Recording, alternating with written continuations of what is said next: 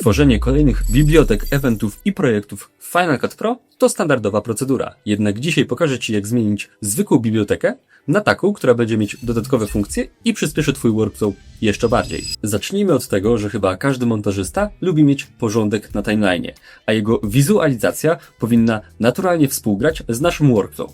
Problem zaczyna się, kiedy tworzymy większe konstrukcje, a nasze audio i wideo stakują się jedno na drugim.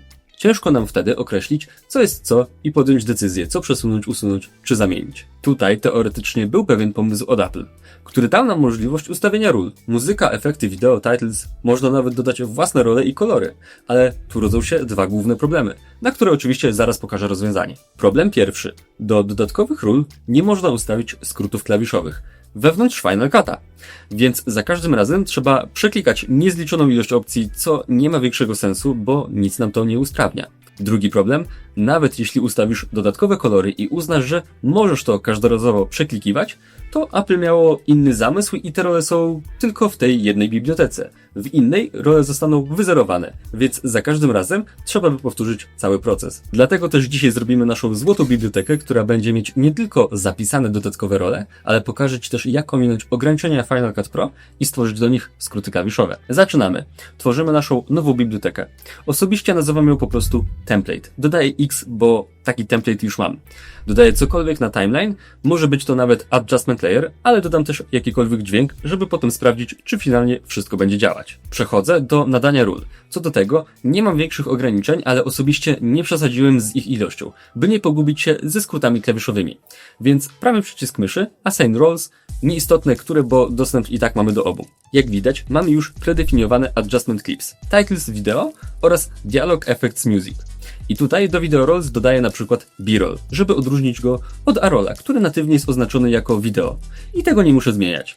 Dodam też technical. To są wszystkie efekty z innymi opcjami mieszania niż normalne, takie jak na przykład flary. Co do audio, tu też dodaję dwie opcje, ambient oraz SFX. W domyśle SFX jako krótkie efekty dźwiękowe. Wybór kolorów może być przypadkowy, może być też dopasowany i matchujący, jeśli taki Ci odpowiada. U mnie wygląda to w ten sposób. A dodam jeszcze, że nazwa ma techniczne znaczenie, ponieważ istotne jest przy wprowadzaniu skrótu oraz będzie widoczna w inspektorze. Teraz skróty klawiszowe.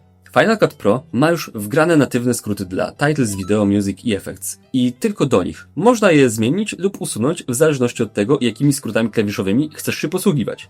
Ja osobiście nie wyobrażam sobie, aby tak podobne opcje były rozrzucone po całej klawiaturze, mimo że zamysł był dobry. Pierwsza literka układanki dla skojarzenia. Wydaje mi się jednak, że możemy to rozegrać sprytniej, ustawiając te skróty na trochę lepsze miejsca. I teraz możesz to zrobić dowolnie, możesz też to zrobić tak jak ja, a możesz też ściągnąć zaktualizowane skróty klawiszowe, które zaraz delikatnie zmodyfikuję. Link będzie w opisie. Jako że mamy taką opcję natywną, to ustawiam klawisze modyfikujące na Ctrl+Shift. I teraz E pozostawiam jako video roll, by móc do niej wrócić, a Q oraz W zbinduję w kolejnym etapie. D będzie dialogiem Z Music. Robię to, by obręb edycji ról znajdował się jak najbliżej położenia lewej ręki. Teraz czas na resztę skrótów. Te musimy przypisać bezpośrednio w ustawieniach naszego Maca. Przechodzimy więc na górę po lewej stronie i klikamy logo Apple. Ustawienia systemowe, klawiatura, skróty klawiszowe i tutaj skróty aplikacji. W tym oknie wciskamy plusik i jako aplikację wybieramy Final Cut Pro. Tytuł menu to pole, które musi się dokładnie zgadzać z naszą nazwą roli, na przykład B-roll, i ustawiam skrót klawiszowy. Moje widzicie w tym momencie na ekranie. Bardzo istotny jest wybór odpowiednich skrótów. Te nie mogą się pokrywać z innymi skrótami przypisanymi w Final Cut Pro oraz innymi skrótami systemowymi. Weź to pod uwagę, jeśli ustawiłeś coś w inny sposób i jednak nie działa. No i teraz wracam do naszego projektu. Mam tu kilka rzeczy, na których mogę sprawdzić, czy wszystko działa i jak widać, działa. Ta biblioteka zyskała właśnie właściwości, których żadna inna nie posiada.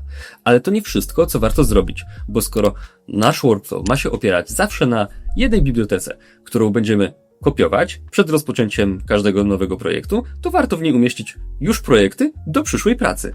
I tak polecam stworzyć zawczasu projekty horyzontalne 4K, wertykalne też 4K, czyli pionowe i ewentualnie 4x5 oraz 3x4. Te dwa ostatnie są projektami do karuzeli, gdybyś chciał w niej umieścić filmy na Instagramie. Gotowe? Więc zapisujemy i mamy nasz złoty template. Jeśli ten odcinek pomógł Ci uporządkować swój workflow albo masz inne przydatne tipy, to zostaw je w komentarzu. Dzięki za oglądanie. Cześć!